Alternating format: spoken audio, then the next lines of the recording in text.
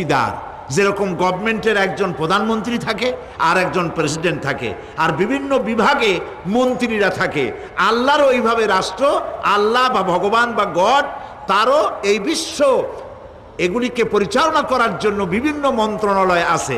আর ওই সব মন্ত্রণালয়গুলিতে আমাদের দেবতাগুলিকে এইভাবে শরীক করে রাখা তিনি রেখেছেন। এটা হলো তাদের ধারণা।